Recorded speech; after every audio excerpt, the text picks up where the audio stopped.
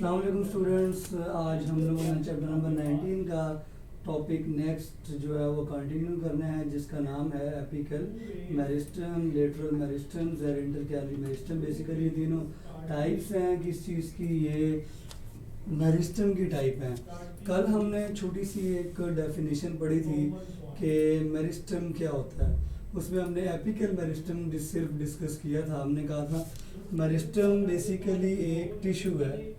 ये एक टिश्यू है जो सेल्स को डिवाइड करता है, बहुत ज़्यादा सेल्स को तकसीम करता है, जिसमें सेल्स की तादाद जो है वो तेज़ी से बढ़ती है। और इस तादाद बढ़ने से जो टिश्यू है वो ग्रो करता है, उसकी लेंथ, उसकी विड्थ जो है वो बढ़ती है। हम अगर देखें तो हमारे पास मेरिस्टम्स की 3 टाइप्स होती हैं। उनमें से पहली टाइप है एपिकल मेरिस्टम। एपिकल मेरिस्टम के बारे में कल थोड़ी सी हमने बात की थी, आज हम डिटेल के साथ बात करते हैं। एपिक जो एपाइसिस है, बेसिकली एपाइसिस का वर्ड टिप्स के लिए यूज़ किया जाता है। टिप्स में जो किनारे हैं उन किनारों के लिए यूज़ किया जाता है। और ये जो किनारे होते हैं ये आमतौर पर जड़ और जो स्टेम है उसके एंड पे होते हैं, जड़ और स्टेम के एंड पे होते हैं। और अगर मैं आपके सामने शो करूं, ये देखें, ये जो जड़ जाएगी आगे, इस जड़ का ये जो किनारा है, ये किनारा, ये वाला किनारा, ये वाला किनारा, इससे आगे मज़ीद जो डिवीज़न होनी है जड़ों की, उसके किनारों पे ये एपेक्स मौजूद है। और एपेक्स की जो प्लूरल फॉर्म है वो क्या है, अपाइसिस है। स्टेम की बात करें तो स्टेम में भी इसी तरह ये एक किनारा है, यहाँ से मज़ीद अपवर्ड डिवीज़न होनी है। ये इसके लीव्स हैं, अगर यहाँ से एक नई ब्रांच निकलती है, उससे नई ब्रांचेस निकलती हैं, तो इसका भी यहाँ पे ये क्या है, किनारा है, ये टिप है। इसको भी हम क्या कहते हैं, एपेक्स कहते हैं। तो एपेक्स रूट्स की भी हो सकती हैं और एपेक्स शूट्स की भी हो सकती हैं। शूट्स मीन स्टेम्स की भी एपेक्स हो सकती है।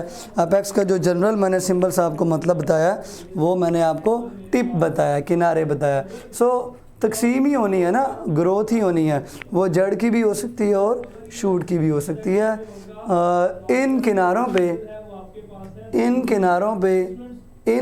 पे जो सेल्स मौजूद हैं, जो टिश्यू मौजूद है, उसका नाम है एपिकल मेरिस्टम। और ये आमतौर पर क्या करता है, ये इंक्रीज़ करवाता है लेंथ को, रूट की लेंथ को और शूट की लेंथ को। टिप है ना, तो किनारे से जब ये रूट या शूट बड़ी होगी तो इसकी लेंथ इंक्रीज़ करती है। अभी तक मैंने आपको 2 ही बातें बताई हैं कि मेरिस्टम एक टिश्यू है जिसका पूरा नाम है मेरिस्टमेटिक टिश्यू। इसकी पहली टाइप एपिकल मेरिस्टम है जो एपाइसिस मीन एपेक्स पे है। एपेक्स मैंने आपको बताया टिप है, शूट की टिप और रूट की टिप।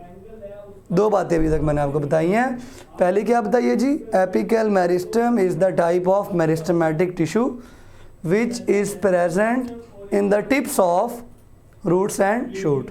टिप का मतलब मैंने यहाँ पे सिंबॉलिकली शो भी किया हुआ है। ये टिप है, ये टिप है, मीन जो किनारा है, जो एंड है, जो नोक है शूट की या रूट की। और दूसरा मैंने आपको बताया, इसके अंदर जब इस किनारे के अंदर, एपेक्स के अंदर, जब ये वाला टिश्यू सेल डिवीजन करता है, बहुत तेज़ी से करता है सेल डिवीजन, तो लेंथ इंक्रीज़ होती है। ठीक है, ये परपेचुअल जोन्स ऑफ ग्रोथ हैं, perpetual zones of growth mean ऐसे ग्रोथ के इलाके हैं जो हमेशा यही काम करते हैं ग्रोथ का। परपेचुअल का मतलब होता है जब भी ये काम करेंगे हमेशा ये ग्रोथ का ही काम करेंगे। ये आपकी बुक में एक वर्ड लिखा हुआ है। सो ग्रोथ इनकी लेंथ इंक्रीज़ कर रही है। सो लेंथ को इंक्रीज़ करने वाली ग्रोथ प्राइमरी ग्रोथ कहलाती है, प्राइमरी ग्रोथ कहलाती है। ठीक है, इसके बाद हमारा दूसरा मेरिस्टेमेटिक टिश्यू स्टार्ट होता है जिसका नाम है inter calorie meristem. Inter calorie meristem. Inter calorie meristem कहाँ पे होता है, ध्यान से आपने बात समझनी है। अगर ये एक स्टेम है, ये मैं ज़्यादा मैग्नीफाई करके बना रहा हूँ ताकि आपको बात समझ आ जाए। ये तो इसका टिप है, मीन अपेक्स है। यहाँ पे जो सेल्स होंगे उनका तो आपको पता ही है कि वो एपिकल मेरिस्टम होगा। इस स्टेम में कुछ इलाके ऐसे होते हैं जहाँ से नया पत्ता ओरिजिनेट होता है, नया पत्ता ओरिजिनेट होता है। इस पॉइंट को हम कहते हैं नोड, नोड कहते हैं। नोड वो पार्ट है जहाँ पे नया पत्ता ओरिजिनेट होता है। यहाँ से नया पत्ता ओरिजिनेट हो रहा है तो ये पार्ट क्या है, नोड। एक पत्ता इधर से ओरिजिनेट हो रहा है, ये पार्ट भी क्या है, ये भी क्या है, नोड। तो जहाँ से नए पत्ते ओरिजिनेट होते हैं उन इलाकों को, वो जो टिश्यूज़ हैं, वो जो स्टेम का हिस्सा है छोटा सा, उसको हम नोड कहते हैं, नोड कहते हैं। तो नोड आपको पता चल गया। दो नोड्स के दरमियान में जो स्टेम है, ये वाली, इसको हम कहते हैं इंटर नोड, इंटर नोड। दो बातें क्लियर होगी। एक बात क्या क्लियर हुई है कि वो इलाका जहाँ से एक पत्ता निकलता है स्टेम से या शूट से, वो इलाका नोड होता है। मैंने आपके सामने दो पत्ते दिखाए हैं, दोनों नोड से निकले हैं। वो थोड़ा सा ना सूजा हुआ होता है, मोटा पार्ट होता है, वो नोड होता है। दो नोड्स के दरमियान में जो स्टेम का हिस्सा है, ये क्या है, इंटर नोड। इसकी बेस, ये इसकी बेस है, इंटर नोड की ये क्या है, बेस है। इस बेस पे ये मौजूद होते हैं। So they are present at the base of internodes. जब इनके सेल्स तकसीम होते हैं तो इनसे नए पत्ते बनते हैं, नए पार्ट्स ऑफ दी प्लांट्स वजूद में आते हैं। आपकी बुक के मुताबिक लीव्स और फ्लावर दोनों की प्रोडक्शन में इनका बड़ा अहम रोल है। Production of leaves and flower, क्योंकि जब यहाँ से नोड से नया पत्ता निकलना है तो उसके अंदर ये जो इंटर नोड की बेस पे सेल्स हैं, यही रोल प्ले कर रहे होंगे, यही डिवाइड करके नया पत्ता बनाने में अपना किरदार अदा करेंगे। So they are present at the base, mean बुनियाद, बुनियाद ऑफ इंटर नोड। और ये नोड से निकलने वाले पत्ते और जो फ्लावर भी निकल रहे होंगे समटाइम्स बड़ा अहम रोल प्ले करेंगे। सो यहाँ आपके लिए जो टेक्निकल वर्ड्स थे वो क्या थे, नोड्स और इंटर नोड। जहाँ से पत्ता निकलता है वो नोड है, और दो नोड्स के दरमियान में जो गैप है, जो सेपरेशन है, यूँ समझ लें, वो क्या है, इंटर नोड है। हमारे पास तीसरा जो मेरिस्टम है वो हमें यहाँ लिखना पड़ेगा। तीसरा जो मेरिस्टम है उसका नाम है lateral meristem. Lateral meristem, lateral का मतलब होता है किनारे, साइडें, अतराफ। तो ऐसा मेरिस्टेमेटिक टिश्यू जो सिलेंडर्स की फॉर्म में हो और किनारों वाली डिवीजन करवाए, उसको हम कहते हैं लेटरल मेरिस्टम। ये सिलेंडर होता है, सिलेंडर ऑफ डिवाइडिंग सेल। ये कहाँ होता है, ये अगर हम किसी रूट का या शूट का क्रॉस सेक्शन ड्रॉ करें, क्रॉस सेक्शन, तो सबसे पहले हमें जैलम, और जैलम के अंदर भी हमें वो पेरिसाइकल वगैरह जो पिथ होती है उसके सेल नज़र आते हैं। ये प्राइमरी जैलम है। ये हमारे पास एक लेयर आती है, इसको हम नाम देते हैं वेस्क्यूलर कैम्बियम। ये वेस्क्यूलर कैम्बियम लेटरल मेरिस्टम का पार्ट होती है। इससे बनने वाले सेकेंडरी जैलम जो कि अंदर वाली साइड पे बनेंगे इसके यहाँ पे, और बाहर वाली साइड पे इसके बनेंगे सेकेंडरी फ्लोएम। और इसके बाहर एक जो बार्क होती है लकड़ी की, उस बार को बनाने वाला एक टिश्यू होता है जिसका नाम है कॉर्क कैम्बियम। इस कॉर्क कैम्बियम से कॉर्क बनता है।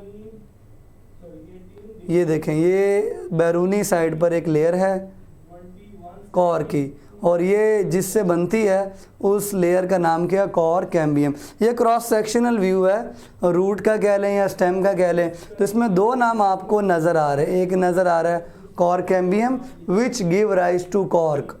कॉर्क लकड़ी के बाहर जो लेयर होती है ना उसके अंदर मौजूद है। और एक आपको नज़र आ रहा नाम vascular cambium. So lateral meristem comprised of two basic tissues. Number one, vascular cambium, and number two, cork cambium. Cambium is the tissue which form meristem. कौन सा मेरिस्टम? Lateral meristem. तो ये कैम्बियम क्या करेंगे? वैस्कुलर कैम्बियम बनाएगा नया जैलम और नया फ्लोएम, नया जैलम और नया फ्लोएम, उसकी लेयर्स बनाएगा, रिंग्स बनाएगा। जितने ज़्यादा जैलम के रिंग्स बनते जाएंगे प्लांट की रूट की ग्रोथ होती जाएगी, वो मोटी होती जाएगी। कॉर्क कैम्बियम क्या बनाएगा? ये कॉर्क टिश्यू की जो लेयर है वो बनाएगा। जब यहाँ पे जैलम की लेयर्स बढ़ती जाएंगी अंदर वाली साइड पे, ये इधर, ठीक है, जहाँ पे कौन है? वैस्कुलर कैम्बियम है। और बाहर सरफेस के करीब कॉर्क मोटा होता चला जाएगा। इससे क्या होगा? ये जो रूट है या अगर ये स्टेम है लकड़ी की तो इसका डायामीटर बढ़ता जाएगा, बढ़ता जाएगा, डायामीटर बढ़ता जाएगा। कैसे? ये देखें, ये मैं बढ़ाता जा रहा हूँ इसका डायामीटर, ठीक है। एक वक्त आएगा कि इसका डायामीटर बहुत ज़्यादा बढ़ चुका होगा। इसमें आपको ये जो रिंग्स नज़र आ रहे हैं जो मैं बढ़ाता जा रहा हूँ, इस साइड पे जो रिंग्स बन रहे हैं ना इधर दरमियान वाले एरिया में, ये जैलम के जो है वो रिंग्स हैं जिनको किसने बनाया? वैस्कुलर कैम्बियम ने बनाया। बाहर वाली साइड पे जो रिंग्स आ जाएंगे, ये रिंग्स बेसिकली मोटे होते चले जाएंगे, कॉर्क के रिंग है ये, और ये दोनों मिलकर चौड़ाई बढ़ाएंगे। सो दे बोथ मिलकर increase the width of stem या रूट। ये मैंने बॉक्स में बंद कर दी मेन इन्फॉर्मेशन। चौड़ाई बढ़ेगी, और इस चौड़ाई बढ़ने की जो ग्रोथ है इसका नाम है सेकेंडरी ग्रोथ। सो मैंने आपको मेरिस्टम के अंदर ही प्राइमरी और सेकेंडरी ग्रोथ भी पढ़ा दी। अगर पौधे की लेंथ इंक्रीज कर रही हो, लंबाई, तो उसको हम कहते हैं प्राइमरी ग्रोथ। अगर पौधे की थिकनेस, विड्थ मीन थिकनेस, मोटाई इंक्रीज कर रही हो तो उसको हम कहते हैं secondary growth. Primary growth apical meristem से होती है और सेकेंडरी ग्रोथ लेटरल मेरिस्टम्स के अंदर कॉर्क और वैस्कुलर जो कैम्बियम है उनसे होती है। इंटरकैलरी मेरिस्टम से भी सेकेंडरी ग्रोथ हो सकती है, क्योंकि ये नोड्स के पास इंटर नोड में ये सेल्स हैं और ये भी डिवाइड होकर स्टेम की विड्थ को बढ़ा सकते हैं। सो ये तो थी 3 लेटरल मेरिस्टम की टाइप्स। यहाँ तक कोई किसी ने क्वेश्चन करना है तो कर सकता है, ठीक है। मैंने कोशिश की है कि आपको सारा कुछ बता दूँ। उसके बाद हमने ये जो ग्रोथ है प्राइमरी और सेकेंडरी, इसको हमने छोटा सा मैकेनिज़्म की फॉर्म में देखना है कि जब ग्रोथ होती है पौधे में तो वो ग्रोथ कैसे होती है, ठीक है। उसके 4 मरहले कौन से हैं? तो हमने अब आज क्या पढ़ना है? Phases of growth. Phases of growth 4 हैं, ठीक है। पहली जो इसकी फेज़ है इधर आएगी, वो है सेल डिवीजन, सेल डिवीजन। दूसरी इसकी फेज़ है एलोंगेशन, और तीसरी इसकी फेज़ है मैचुरेशन, और आखिरी एंड में इसकी फेज़ है डिफरेंशिएशन। चारों को हमने थोड़ा थोड़ा एक्सप्लेन करना है ताकि आपको बात क्लियर हो जाए, ठीक है। तो स्टार्ट करते हैं। ग्रोथ होने लगी है। ग्रोथ जब होती है, आपके सामने मैं यहाँ पे एक रूट बनाने लगा हूँ। ये एक रूट है, ठीक है। इस रूट के किनारे पे, इस रूट के किनारे पे ये वाले जो सेल्स हैं सबको नज़र आ रहे हैं। ये वाले जो सेल्स हैं, these cells are the cells of apical meristem. ये कहाँ पे हैं? ये टिप पे हैं। सबसे पहले इन सेल्स में डिवीजन होती है, इन सेल्स में डिवीजन होती है, तकसीम होती है, रैपिड डिवीजन होती है, जिससे नंबर ऑफ सेल्स इंक्रीज़ करते हैं।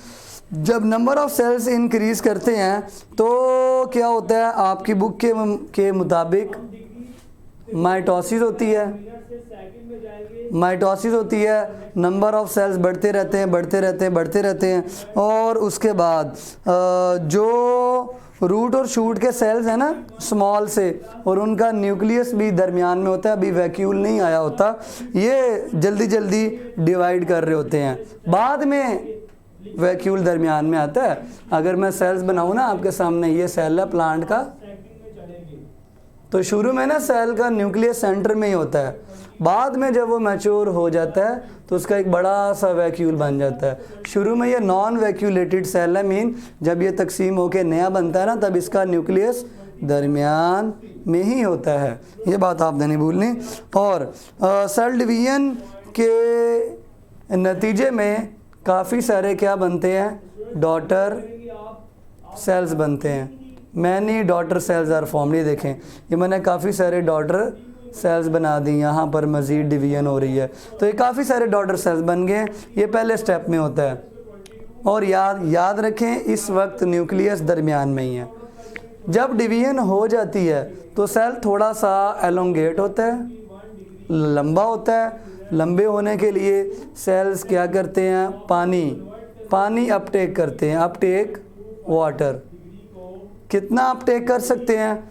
अप टू 150 फोल्ड्स, यानी 150 गुना इनका जो साइज़ है वो इंक्रीज़ करता है, एलोंगेट करता है, लंबा होता है। और ये कैसे होता है? ये पानी की वजह से होता है। छोटा सा सेल पानी अपने अंदर ऑस्मोसिस के ज़रिए लाएगा, और लाएगा, और लाएगा, और लाएगा, लंबा होता जाएगा, मज़ीद पानी लाएगा। 150 गुना इसका साइज़ जो है वो एलोंगेट होता है, वॉल्यूम बढ़ता है। तो इंक्रीज़ वॉल्यूम लिख देते हैं हम एलोंगेट के बजाय, increase volume up to 150 folds. और इसके साथ साथ इसकी जो प्लास्टिसिटी है, प्लास्टिसिटी वो भी बढ़ती है। प्लास्टिसिटी सख्ती को बोलते हैं, रिजिडिटी को बोलते हैं। ये फ्लेक्सिबिलिटी का अपोजिट है, जिसमें लचक ना हो उस चीज़ को हम प्लास्टिक कहते हैं।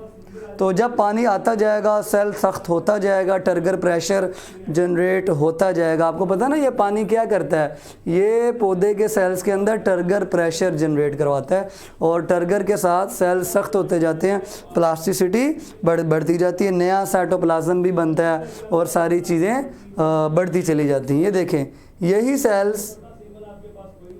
सेल्स अब मैं एलोंगेट करने लगा हूँ, थोड़े लंबे कर दिए मैंने, देखें साइज़ बढ़ा दिया ना मैंने। ये सेल्स क्या हो गए? अब ये लंबे हो गए हैं।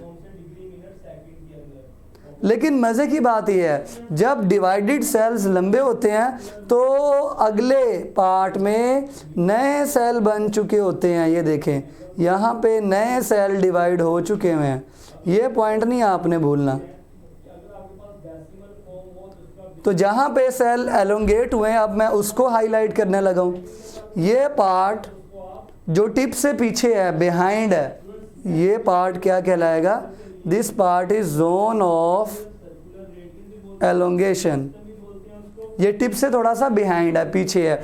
टिप का नाम तो एपिकल मेरिस्टम था ना, अब ये पार्ट थोड़ा सा पीछे, टिप पे नए सेल बन गए हैं। उनसे पीछे वाले जो सेल्स हैं वो एलोंगेट हो रहे हैं, और जिस एरिया में हो रहे हैं, जिस इलाके में हो रहे हैं, उस इलाके का नाम क्या है? Zone of elongation. और ये टिप से थोड़ा सा पीछे है। तो एलोंगेट भी हो गए, पानी भी आ गया, उनमें प्लास्टिसिटी भी बढ़ गई, नया साइटोप्लाज्म भी बन गया, क्योंकि जैसे जैसे सेल्स लंबे होंगे उनका साइटोप्लाज्म भी बढ़ता चला जाएगा। ठीक है, अब सेल मैच्योर होंगे। मैच्योर में क्या होता है? सेल बड़ा हो जाता है, और अब इन्होंने अपना एक फाइनल साइज अटेन करना होता है। Attain final size and shape. Shape वैसे अगले स्टेप में भी आती, लेकिन यहाँ पर भी शेप का हम जिक्र कर सकते हैं। आपकी बुक में लिखा हुआ है size of a given type, जो भी है तो हम वही लिख देते हैं, size of given cell type. अगर ये कॉर्टेक्स का सेल है तो इतना सेल हो जाएगा जितना कॉर्टेक्स का होता है। अगर एपिडर्मिस का सेल है तो उस जितना हो जाएगा। एंडोडर्मिस का है तो उस जितना हो जाएगा। हाँ, अगर जैलम और फ्लोएम का है तो ये अभी तक एलोंगेट होता जाएगा, क्योंकि उन्होंने लंबी लंबी ट्यूब्स बनानी होती है, लंबी लंबी नालियाँ, पाइप बनानी होती हैं। ठीक है, एक बच्चे ने बीच में कमेंट किया कि हमारे सवालों का जवाब भी दिया करें। जब मैं कहता हूं तब सवाल किया करें, उस टाइम आपने सवाल नहीं किया, बाद में किया होगा तो फिर मैं पढ़ाने में बिजी हो जाता हूं। मैं आपको 2 मिनट के बाद ऑप्शन दूंगा, फिर आप सवाल कीजिएगा। मैच्योर होना, मैच्योरेशन में आपने क्या याद रखना? सेल मैच्योर होंगे। सेल जिस तरह हम मैच्योर होते हैं ना, शुरू में हमारा कद बढ़ता है और एक ख़ास एज पर आके रुक जाता है। इनका भी कद रुक जाएगा, लेकिन कुछ ऐसे हैं जिनका नहीं रुकता, जिस तरह ज़ैलम है, उन्होंने लंबी लंबी नालियाँ बनानी है तो उनका साइज़ नहीं रुकेगा, वो बढ़ता चला जाएगा। उसके अलावा कुछ ऐसे हैं, कॉर्टेक्स हैं और पिथ हैं, इनके सेल्स मज़ीद लंबे नहीं होंगे, ज़ैलम के सेल्स मज़ीद लंबे होते चले जाएंगे। ठीक है, कॉर्टेक्स और पिथ के जो सेल्स हैं ये मज़ीद एलोंगेट नहीं होंगे, इनका फाइनल साइज़ अटेन हो जाएगा। और जो ट्रैकीड्स हैं, जैलम वगैरह के सेल्स हैं, वो अभी तक एलोंगेट होंगे। आखिरी स्टेप, ये एलोंगेट हो रहे हैं। अब इसके बाद जो एलोंगेट हुए थे, ये देखें वापस इस डायग्राम में, उनका फाइनल साइज़ अटेन हो गया है। ये फाइनल साइज़ है, दोबारा से मैंने आपके सामने बना दिया है। अब इसको जोन ऑफ एलोंगेशन नहीं कहेंगे, अब इसको जोन ऑफ मैच्योरेशन कहेंगे। और मज़े की बात यह है कि इसके बाद जो सेल डिवाइड हो चुके थे, अब वो एलोंगेट हो चुके होंगे, एलोंगेट हो चुके होंगे। और उसके नीचे मज़ीद सेल्स डिवाइड होकर इसकी लेंथ बढ़ा चुके होंगे। सो ये नीचे से रूट की लेंथ बढ़ती जा रही है। ये एलोंगेटेड जोन है इतना, और ये एंड पे फिर से क्या है? डिवीजन जोन है। तो एंड पे डिवीजन जोन, इसके ऊपर एलोंगेशन जोन, और इसके पीछे वाले सेल्स मैच्योर हो रहे हैं। मैच्योर होने के बाद आखिरी स्टेप पे क्या होगा? डिफरेंशिएशन। इसमें स्पेसिफिक सेल्स बन जाएंगे। अभी तक सारे सेल्स ऐसे लग रहे एक जैसे हैं, कुछ सेल्स लंबे हैं, कुछ छोटे हैं, लेकिन आम तौर पर इस स्टेज तक ऐसे लगता है तमाम सेल्स एक जैसे ही हैं। आखिरी स्टेप में तमाम सेल्स डिफरेंट सेलों में तकसीम हो जाते हैं। इस स्टेप को हम कहते हैं डिफरेंशिएशन। डिफरेंट सेल्स में तकसीम हो जाना डिफरेंशिएशन कहलाता है। सम सेल्स की जो वॉल्स हैं, सेल वॉल्स, वो थिक हो जाती हैं, कुछ जो हैं वो पिटेड हो जाती हैं। पिटेड का मतलब होता है उनमें पोर्स बन जाते हैं सेल वॉल्स के अंदर। पोर्स का नाम आपको शायद याद हो, प्लाज्मोडिस्मेटा। कुछ सेल्स की वॉल थिक हो गई, कुछ की वॉल्स के अंदर पोर्स बन गए, और कुछ में आपकी बुक में लिखा हुआ है कि वो नए डिमेंशंस में ग्रो कर जाते हैं, और आहिस्ता आहिस्ता उसी एरिया में काफ़ी सारे स्पेसिफिक सेल्स बन जाते हैं। नाम आपको पता है, कुछ एपिडर्मिस बन जाएंगे, कुछ कॉर्टेक्स बन जाएंगे, कुछ जैलम बन जाएंगे, कुछ फ्लोइम बन जाएंगे, कुछ एंडोडर्मिस बन जाएंगे, कुछ पिथ सेल। तो इसके पीछे वाला जो जोन होता है उसके अंदर ये देखें, ये किनारों वाले सेल जो होते हैं ये एपिडर्मिस के होते हैं। उसके बाद अंदर कॉर्टेक्स आ जाता है, कॉर्टेक्स के बाद लंबे लंबे जो सेल्स होते हैं ट्यूब लाइक, वो जैलम और फ्लोइम होते हैं, साथ ही उनके पिथ सेल्स भी होते हैं। So this is the differentiation zone. इसमें वो सेल्स होंगे जो डिफ्रेंशिएटेड हो चुके, स्पेसिफिक सेल टाइप में कन्वर्ट हो चुके, इनकी सेल वॉल थिक मोटी हो चुकी है। पिटेड मीन इनके अंदर सुराख पोर्स यानी प्लाज्मोडेस्माटा बन चुके हैं। अब इसी तरह इसका ये जो एपेक्स है, ये जो टिप है, ये मज़ीद बढ़ता जाएगा। पीछे वाले सेल स्टेप बाय स्टेप उसको फॉलो करते चले जाएंगे। कैसे फॉलो करेंगे? अब नेक्स्ट में डिवीजन होगी, डिवीजन वाले में एलोंगेशन, एलोंगेशन वाले में मैचुरेशन, मैचुरेशन वाले में डिफ्रेंशिएशन। फिर ये चीज़ आगे फॉरवर्ड होगी, मज़ीद टिप की जो लेंथ है वो बढ़ेगी, टिप बढ़ती जाएगी। फिर से जो डिवीजन था एलोंगेशन हो जाएगा, जहाँ एलोंगेशन थी वहाँ मैचुरेशन। तो ये आगे बढ़ती जाएगी और पीछे से सेल्स स्पेसिफिकली बनते चले जाएंगे। तो इस तरह आपका ग्रोथ का जो अमल है, जो प्रोसेस है, वो कैरी ऑन रहता है, वो रुकता नहीं है, स्टेप बाय स्टेप।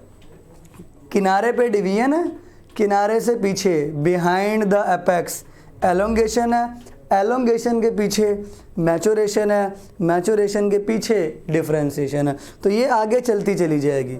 जैसे जैसे किनारा बड़ा होता जाएगा, टिप से ग्रोथ हो, नए सेल बनते चले जाएंगे, ग्रोथ होती चली जाएगी, पीछे वाले सेल्स उसी पैटर्न को फॉलो करते चले जाएंगे।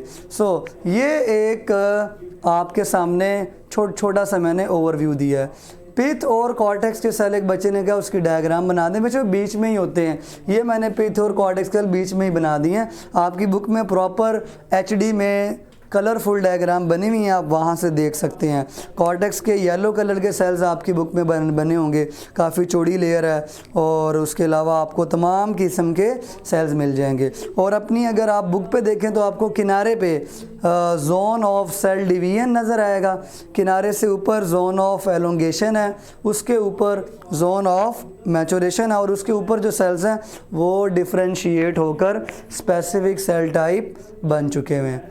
डिफ्रेंशिएशन दोबारा देखनी है तो आप बैक करके इसको दोबारा सुन सकते हैं। इसमें वर्ड डिफरेंट आ रहा है, सेम सेल से डिफरेंट सेल्स का बन जाना इस कॉल्ड डिफ्रेंशिएशन।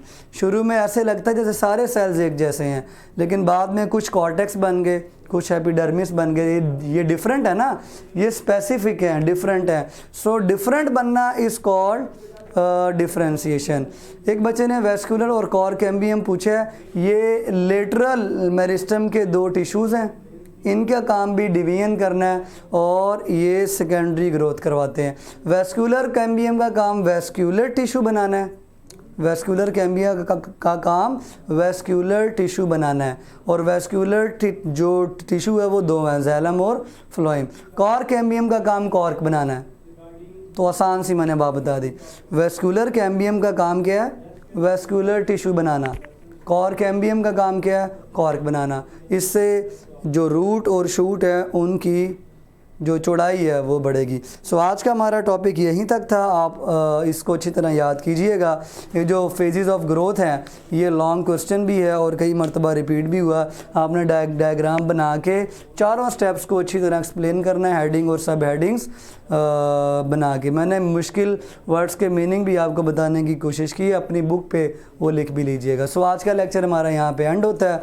अब इंशाल्लाह हमारी मुलाकात होगी कल तक के लिए अपना ख्याल रखें और मुझे इजाज़त दें। अल्लाह हाफिज़।